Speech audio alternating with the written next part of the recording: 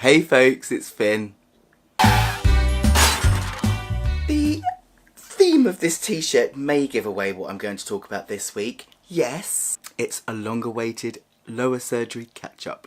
Massive disclaimer, in this video I'm going to talk about my penis. I'm going to talk about happy things about my penis, surgical things about my penis. It's going to be penis-tastic, phallotastic, fintastic. So yes, if you do not want to know intimate details about my penis, please navigate away. To everyone else, thanks for staying.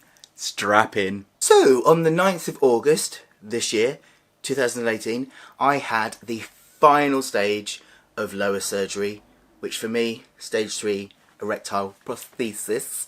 I can never quite get that out of my mouth. This awkward thing's happened where I was doing weeks and now I've gone on to months, and it all gets confusing when it gets like that. Just to make things simple, let's call this 3 months post-op, because next week will be 3 months. Just get on with it! I have healed so amazingly well. All the stitches and everything like that, it's just like it never happened. I've been really lucky this time around in just healing wonderfully, which is amazing. Post-void dripping that I was having problems with has gone. It's actually easier now to drain my willy after peeing because the swelling's gone down, and because I've now got a pump in my right testicle that kind of helps to like grab hold of and squeeze underneath. And in actual fact, my post-void dripping is now better than it was before the surgery. I was thinking it was something I'll just have to put up with it for life. It wasn't too much of a problem, whatever. But actually, it's improved, and I'm wondering if that is because if I did have a bit of a baggy urethra, but not baggy enough to warrant surgery, maybe the erectile prosthesis is making the urethra a bit narrower, a bit tighter, and maybe perhaps underneath where we can collect, because we don't have the muscle that cisgender males have to push the last bit of wee out. Maybe the erectile device pushing on that is stopping wee collecting there as much. But either way, I am now going pad free. I'm a big boy now. I mean, they're not really pads anyway, they're just like little liners just in case. So if I'm going out anywhere important, I do wear them on occasion just because of that old worry that it might happen. But on the whole, I'm peeing and not having to worry too much. Relief! In more ways than one. The testicle remains really high. It's just ridiculously high. It's no longer uncomfortable, but it's not comfortable either. It's too high up. It needs to come down. I am tugging it to help.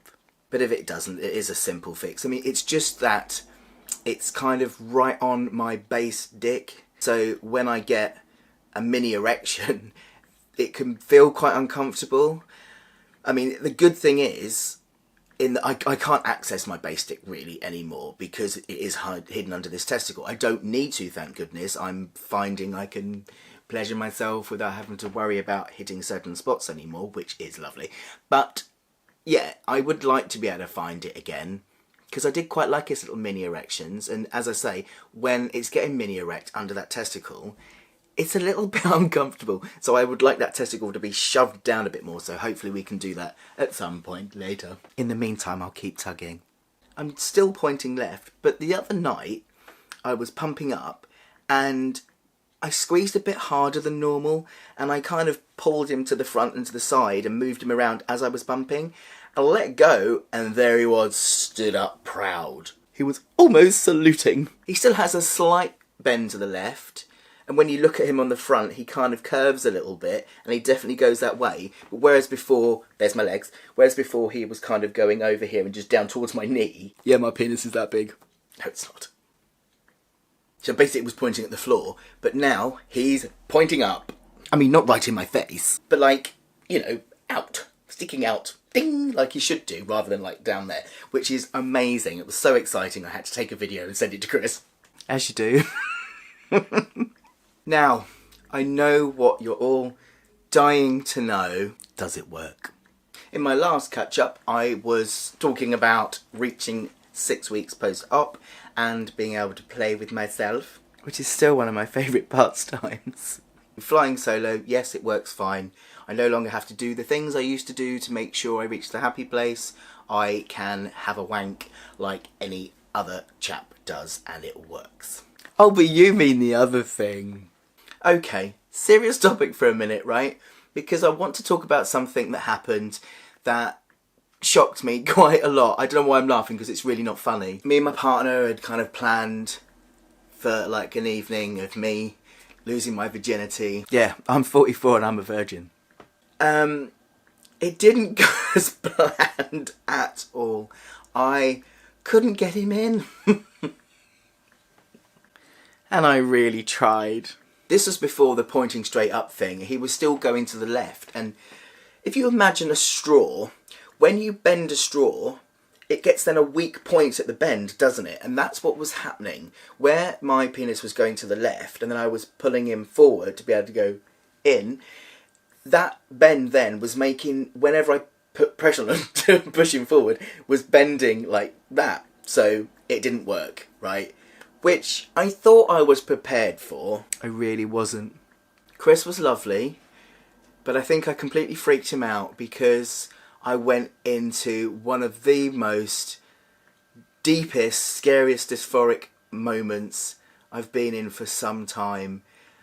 I properly closed down, and do you know what? When it's like that, I know why some people I've spoken to compare dysphoria to post-traumatic shock syndrome, because I started to get images flash in my mind of the way I used to look and thinking like that's how I look now. My whole body was just feeling like the old me. I couldn't speak. I'd completely gone into myself, and Chris was just being really reassuring and talking to me. Apparently my eyes were rolling. When I get really anxious, my eyes do roll. I lost the plot. I just completely closed down, and through my mind was flashing all sorts of awful phrases like, you'll always be a woman, you're just a woman with a penis, and all of this really, really horrible stuff.